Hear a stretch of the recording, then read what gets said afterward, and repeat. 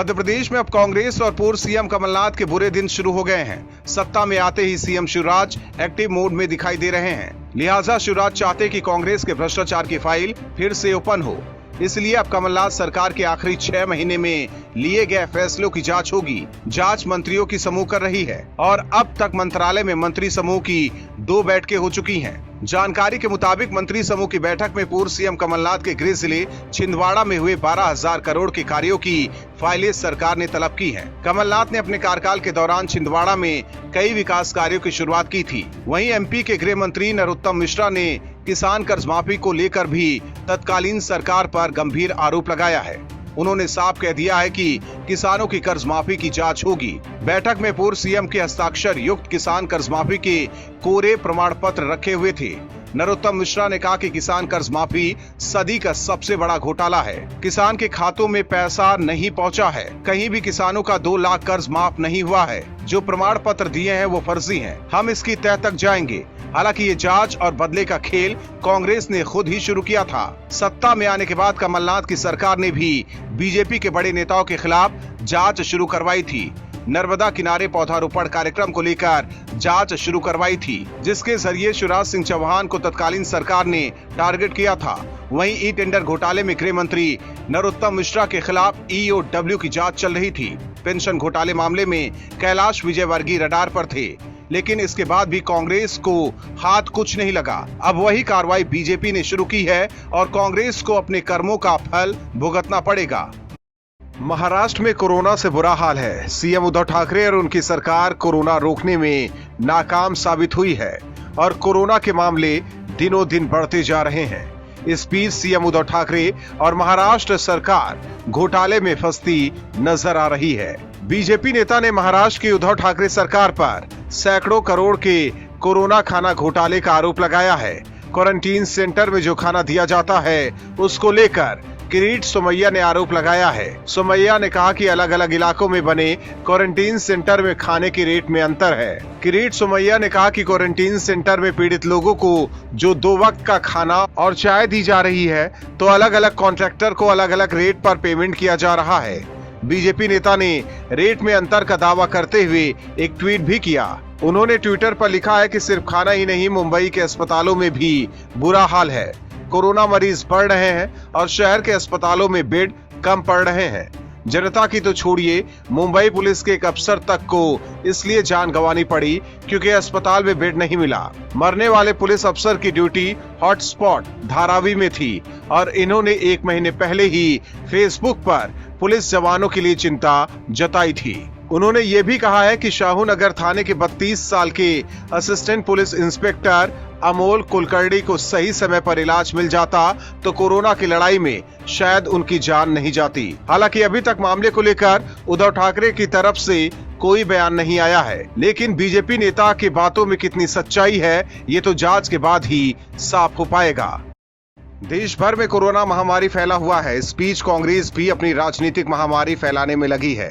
गांधी परिवार कोरोना पर सियासी दांवपेच खेल रहा है। प्रियंका बस पर सियासत कर रही हैं, राहुल मजदूरों पर सियासत कर रहे हैं, तो सोनिया गांधी के निशाने पर पीएम मोदी हैं। इस बीच कांग्रेस और गांधी परिवार के बेबुनियाद आरोपों का जवाब बीजेपी भी अपने तरीके से दे रही है। प्रियंका गांधी पर यूपी में पहले ही FIR दर्ज हो चुकी है। वहीं अब सोनिया गांधी पर भी FIR दर्ज की गई है। दरअसल कांग्रेस अध्यक्ष Sonia Gandhi PM cares fund पर कई बार सवाल खड़ी कर चुकी हैं और बेबुनियाद आरोप लगा चुकी हैं, जिसके बाद सोनिया गांधी पर पुलिस ने शिकंजा कसना शुरू कर दिया है। PM केयर्स फंड पर एक ट्वीट को लेकर कांग्रेस अध्यक्ष सोनिया गांधी के खिलाफ शिकायत के बाद FIR दर्ज हुई है।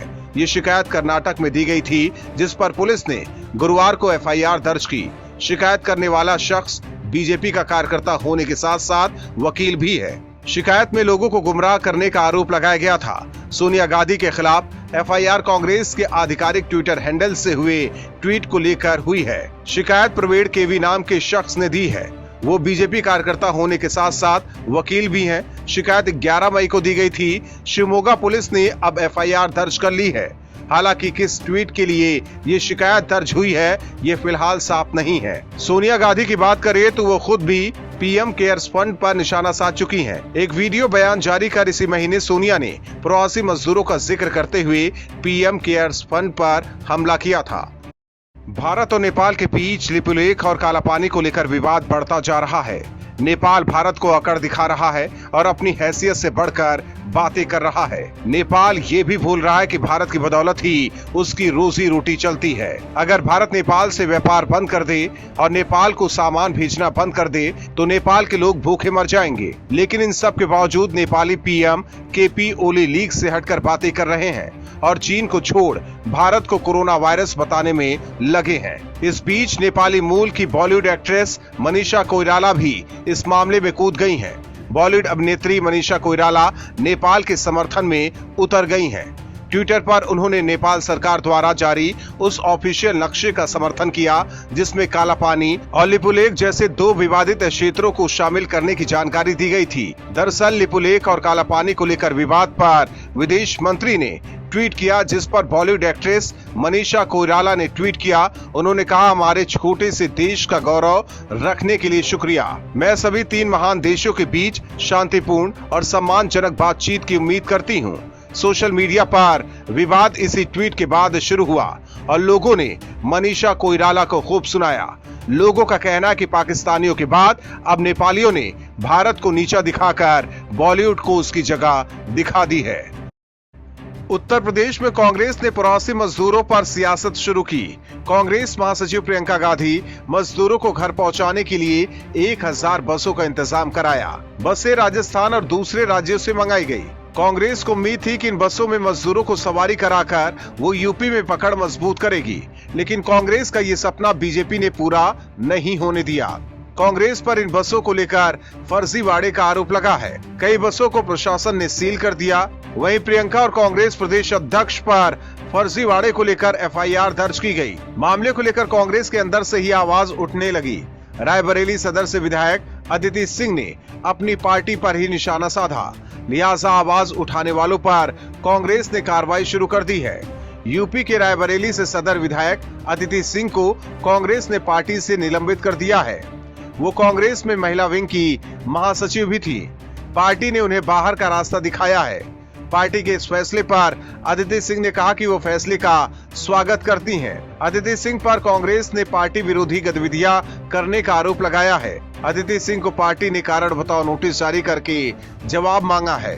बताया जा रहा है कि फिलहाल वो पार्टी और पार्टी के महिला विंग के पदाधिकारी के पद से निलंबित रहेंगी। आपको बता दें कि यूपी सरकार और प्रियंका गांधी के बीच चल रही बस पॉलिटिक्स को लेकर कांग्रेस के विधायक और गांधी परिवार की बेहद नजदीकी मानी जाने वाली अदिति सिंह कांग्रेस पर बरसी थी। उन्होंने कहा था कि अगर बसें हैं तो राजस्थान, पंजाब और महाराष्ट्र में क्यों नहीं लगाई। उन्होंने कांग्रेस को ही कहा कि कोरोना के संकट की घड़ी में निम्न सियासत नहीं करे और ये बात कांग्रेस को पसंद नहीं आई।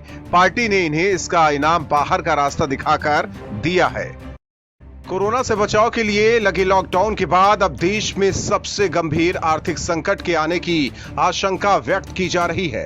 बेरोजगारी विस्फोट का भी डर अलग बना हुआ है। इन सब के बीच मोदी सरकार ने 20 लाख करोड़ के बड़े आर्थिक पैकेज का ऐलान किया, लेकिन विपक्ष को सरकार का ये फैसला रास नहीं आ रहा है और लगातार मोदी पर हमलावर है। विपक्ष सहित एक बड़ा तबका प्रभावित लोगों के खाते में सीधे कैश ट्रांसफर की वकालत कर रहा है, लेकिन मोदी सरकार ने दूसरा रास्ता चुना है। पीएम मोदी के करीबियों के अनुसार वो पुराने अनुभव और व्यवहारिक सीख का इस्तेमाल संकट के इस दौर से निकलने में कर रहे हैं। उनका मानना है कि ये लंबी लड़ाई है और दूरदृष्टि के हिसाब से बनाई गई रणनीति से देश को दोबारा खड़ा किया जा सकता है।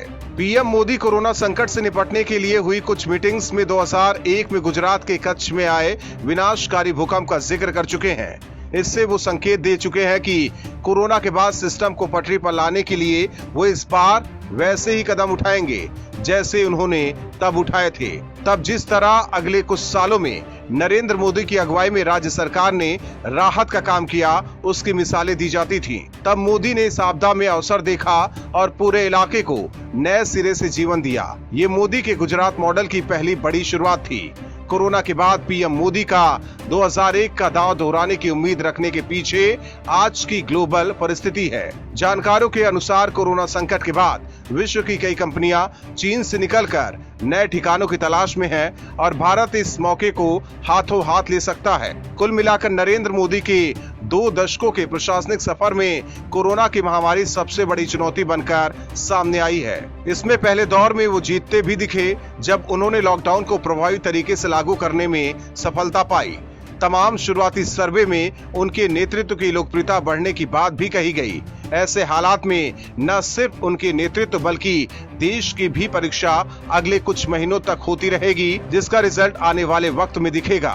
Bureau report, OMH news. और भी वीडियोस देखने के लिए चैनल को सब्सक्राइब करें और बेल आइकन को दबाएं।